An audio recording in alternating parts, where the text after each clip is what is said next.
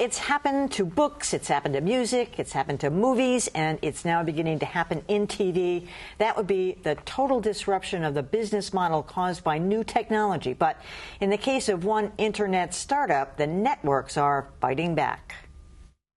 The sales pitch is pretty simple. Live broadcast TV, off the air, wherever you are, whenever you want. Aereo is an internet service that lets you watch local TV on your computer or mobile device. You rent one of their antennas to record free over-the-air programming, and for a monthly fee, Aereo sends it back to you over the internet.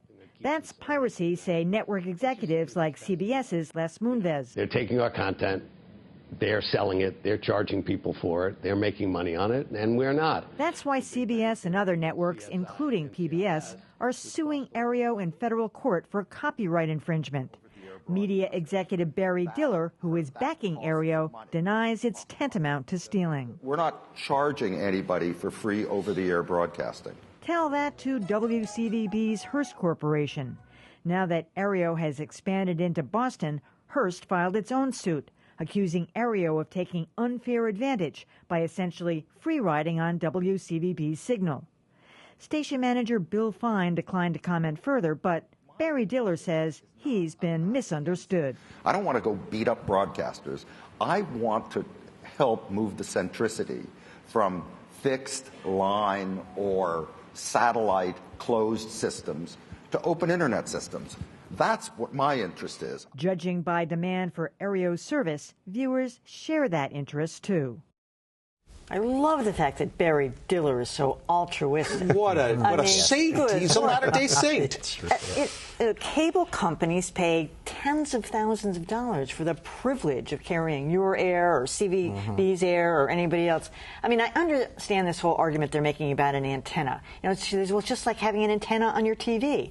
Well, you're just renting it from us. That's what we're saying. But they're downloading, you know, by, I don't even know how they're doing it, but downloading what they want and delivering it to you. I don't even know how it works, actually. I don't totally understand it. And you got to watch it on your computer. But they're profiting from taking that little chip, and sure, the technology is very interesting. But Barry Diller was right, and as much as Barry Diller's in this for the money, so that, you know, we don't feel sorry for Barry Diller. But the argument is that this is content produced by people at great expense, and it obviously has value, or Barry Diller wouldn't want to be in there in the business of retransmitting it to people. Nobody would want to watch it if it didn't have value. So the people who have spent money creating that valuable content, I think, are right to be a little bit upset that it's now being both taken from them without any recompense. That's the key. They should get something for the trouble and effort and talent they put into the content. But I think the difficulty from a legal perspective with that argument is that's basically the same argument that television networks put forward against in the VHS cases in the 1980s. The idea that that an individual private citizen would be able to make a recording of a televised broadcast and watch it later. They're using technology to take something that is freely available over the air and transform it into a new form, and the Supreme Court ruled that was okay, that was a reasonable thing that an individual citizen had the right to do. And that's essentially the bet that they're making here. I think in the end, the Aereo is going to be a lot more interesting as a legal phenomenon than as a business phenomenon. So I think the number of people who really don't have a television but only want to watch over-the-air signals and aren't interested in cable networks or anything like that, because Aereo doesn't provide cable network access, is going to be pretty small. I think it doesn't have as much potential as some others might. But I think they actually have a pretty good legal argument based on the case law that I've seen. I think sports broadcasts are a real draw. I mean, if CBS, ABC, NBC has rights to some big game, the ability to watch that may be very important to people. You know, from a technological standpoint, I don't see, even if Hearst wins, I don't see that you're really going to be able to get in the way of this train for very long.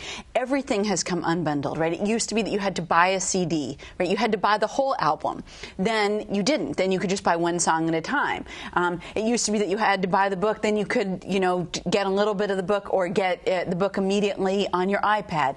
I think things are coming unbundled, and that's just the way it's going. People are going to figure out the technology to make this happen, whether it's sort of under the rug or whether businesses are in on it. Now, Apple did figure out at a very good way to get people to pay for their music, because you take it back before the iTunes store, and people were using Napster. I mean, people were doing it illegally, so you have to figure out an easy way for people to do it legally.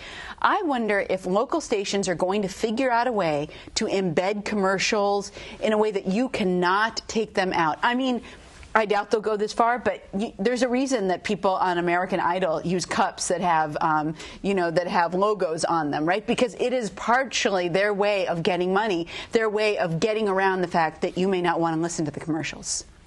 Yeah, first of all, I should point out... So get ready, John. Okay, no, I am, first of all, an employee of CBS. WBZ is owned by CBS. Certainly I'm not speaking for the company here, and I'm not a lawyer, nor do I play one on TV. So, but I am baffled at the idea that Barry Diller can take this content and make money off it without kicking back some fees to somebody. That surprises me. The lawyers will hash it out in court. Having said all that, I think that a couple of you have touched on this. The model is changing, just like all media models are changing.